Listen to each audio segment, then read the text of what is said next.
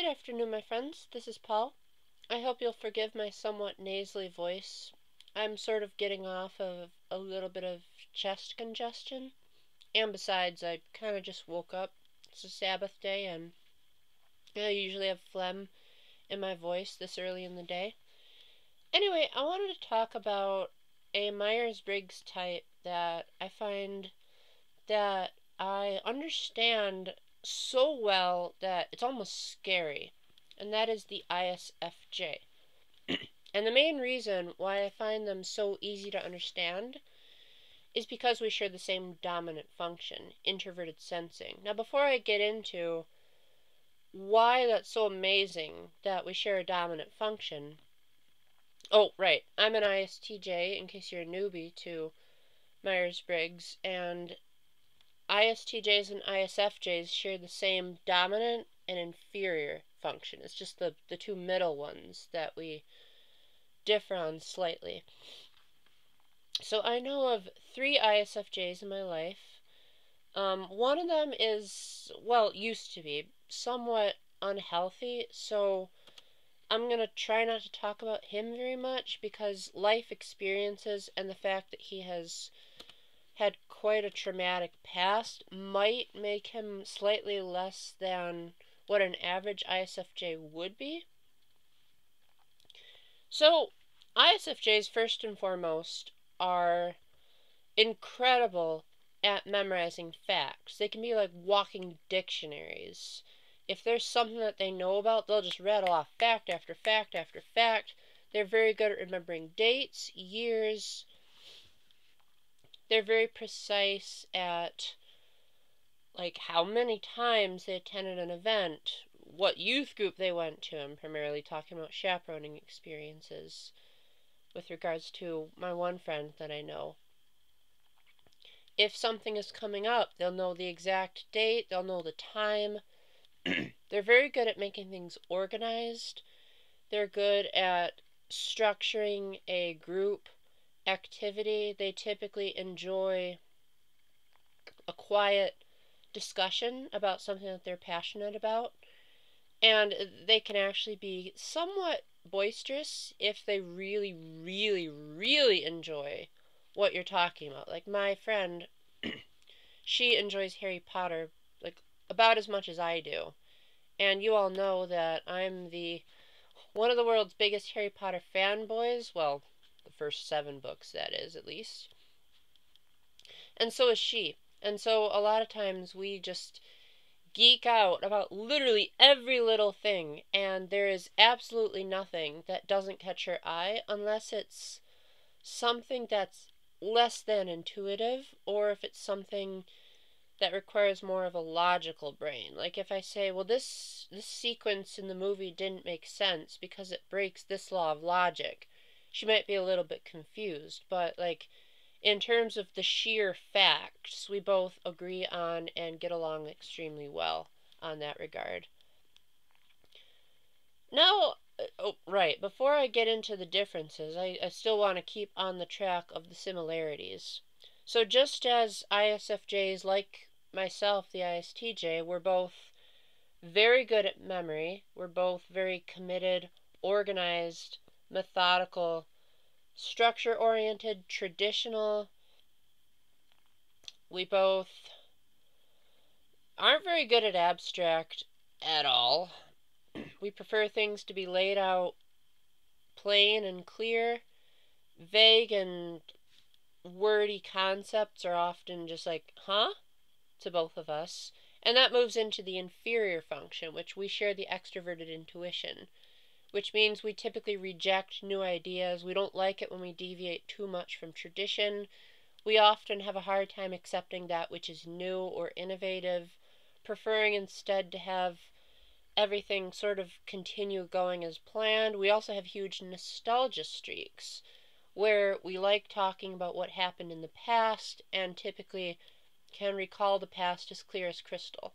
Now, let's move on to the differences, which, granted, are not much, but they're enough of a difference where you could tell us apart if you were, say, to put us side by side. So, the secondary function of the ISFJ is extroverted feeling, which, to be kind of honest, I'm slightly envious of this because the ISFJ has a very natural grasp of how a person is feeling to the point of being empathetic. And they will often do whatever it takes to make sure that that person's practical needs are met. And heavy emphasis on the word practical, because that's what separates them from their INFJ brethren, who also share secondary extroverted feeling, is ISFJs will first and foremost make sure that the person's immediate desires are met. No ifs, ands, or buts. If, say, they encounter a homeless person on the street and that person is freezing, they will just strip off their winter jacket. They might be wearing a t-shirt underneath. Hand the jacket to the person and just say, keep it. And then they'll freeze. Because they care more about other people's emotions than others. If someone is, say, crying or is looking agitated, they might say, well, let me get you a drink of water and we'll make sure that you're in a nice, comfortable seat. And like the ESFJ, they might appear slightly overbearing, but not nearly as much because they're introverted. So first they're going to take things in through their senses. They're going to notice, say, that person looks like they have a sore eye, or, it looks like that person is seated uncomfortably. They're going to pick up on the smaller details, not so much be able to pick up on hidden meanings, because unlike the INFJ, they won't necessarily know exactly what the other person is feeling, but if they can understand it through their senses, they are typically very uncanny people readers. And also, unlike the INFJ, their way of helping people through their problems is ever so slightly different. Excuse me. They will tend to give the person practical advice, but unlike myself, where a lot of times we might give too practical advice that will ignore the emotional input, they'll respect the emotional input, but will also offer a practical situation or a solution in a way that doesn't feel like it's downgrading the person's emotions. Like they might say, like, you poor dear, let me get you a hot water pack, or let's sit you down and we will make sure that you've got the right posture. And they tend to speak in a very soft, soothing, almost motherly voice. Now, one thing that's a rarity for ISFJs among the extroverted feeling types, and I'm talking about like mostly the dominant and secondaries here. I can't really speak for the tertiary and inferior ones, but ISFJs are typically very private with their emotions. They tend to bury them in, and that's also a rarity for feeling types in general, even the introverted feelers. And so ISFJs, it often takes them a lot to express what they're actually feeling, because they take in so many emotions of those around them that their own emotions often get pushed aside. But it's not so much that they don't recognize them, like my type, but it's more so that they don't want to create conflict by revealing them. One example my best friend gave is that he has an ISFJ uncle, and he was being yelled at work for something that wasn't his fault. But because he didn't want to raise his voice or start a conflict, he let his boss yell at him and he took the punishment because he didn't want to risk angering his boss or getting angry himself. He just said, okay, yeah, I'll take the cut in my salary, no problem.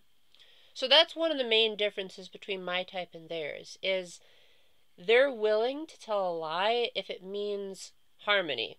My type, we tell the truth and nothing but the truth because we're thinking types. And so for us, the overall objective is going to be more important than the feeling, or it's going to be the other way around for the ISFJ. Leading into their third function, introverted thinking, that's a bit of a tough one because introverted thinking is kind of hard for me to understand in general. But if I had to take a guess, I would say that ISFJs like INFJs, ISFJs need to write out their logic. They're often very good at journaling when they have thoughts. And when they actually take the time to thoroughly think through a problem, they're very good at solving it because their thinking is tertiary. So that means they're not totally logicless. They have a good sense of logic, but oftentimes they either don't like the logical outcome and will reject it, or if someone tries to suggest a logical alternative that'll hurt people's feelings, they might reject it. Also, they tend to base their logic on their own subjective reasoning instead of objective truth. So ISFJs aren't the greatest at upholding, say, a tradition that is based on a non-biased opinion. They tend to go by what they feel, what they personally have concluded, and just leave it at that. When it comes to when an ISFJ is under stress, I really hate using my formerly unhealthy ISFJ male friend as an example, but he's the closest I can go by because I don't really have too many examples of ISFJs under extreme stress, maybe because I haven't earned their trust. But they tend to get super really paranoid about people in general, and the normally super caring ISFJ becomes very reclusive to the point of ridiculousness because they're so afraid of their feelings getting hurt or harmony being disrupted again that they will sort of push themselves away from the people that they're around and will avoid taking risks even more so than they normally would in their right mind. And they will become over analytical of their surroundings. Like they might say wash off the germs from a toilet every other day. They will make sure that their bookshelf is even more meticulously organized than usual because that traumatic experience is so painful to them that the slightest thing might trigger that memory and make them go into a mode where they want to avoid that as much as possible, even though it doesn't make any logical sense. But they think it's logical at the time, because when they're under stress, they lead with extroverted intuition, and so they're going to be imagining all these crazy possibilities, and then their subjective logic is going to go just completely haywire, saying things like, if there's a single speck of dust on the floor, then a person's going to hate me for it, so I better scrub the floor 100 times to make sure that that doesn't happen again. At least that's what my friend was like, and I'm guessing that's what they're like based on my understanding of when a type is in the grip. If I'm wrong, please feel free to comment in the comment section. In fact, I rather insist because I really don't want to be wrong about this. But overall, one of the main reasons why I like ISFJs so much is that they're very good at clarifying themselves, more so than any other type I've encountered, to be exact. Leading with introverted sensing is a huge help because, like me, they take a lot of things literally, and their humor tends to be along the lines of taking an abstract sentence and making humor out of it. But unlike me, where I might do the same thing, but in turn, like, be slightly rude about it and maybe hurt people's feelings by it, the ISFJ will make sure that no disharmony comes from their joke. Whereas with me, I don't care. The truth is more important than people's feelings, more than half of the time in my life. Not to say there aren't exceptions, but we're not going to get into that area right now. ISFJs also, because they're very structured and traditional, we often don't have a problem with like arranging things. If, say, we were to ever plan a hangout or an arrangement, I can always trust that the ISFJ will remember it meticulously. If they're really stressful, they might over-remind me to the point where they'll remind me every single day that I made a commitment. But they typically, if they say they're going to do something, they're going to do something. And the only way that would get in the way is if, again, that harmony is disrupted. So say we plan on having a hangout, but then say a solution comes along in their life where that hangout will cause a problem. Like say, here's a wild example, but to an ISFJ this would make perfect sense. Say they find out through a Facebook page the day before the event that I'm the opposite political party of them. Because they don't want to bring up politics, one of two situations will probably occur. They'll either cancel the hangout altogether because they don't want to bring up that terrible subject of politics, which most feeling types don't really like to talk about anyway, or they will call me up and in the nicest voice you can imagine, they will say, is it terribly okay if we don't discuss politics? And probably try not to bring up the fact that I'm a different political party. And if, say, I do try to talk it out with them, they'll be super polite and say, please, please, please don't talk about that. I really don't know how to argue my point, and I really don't want to hurt you because I'm sure your opinion is valuable too, but I think my opinion is also super valuable.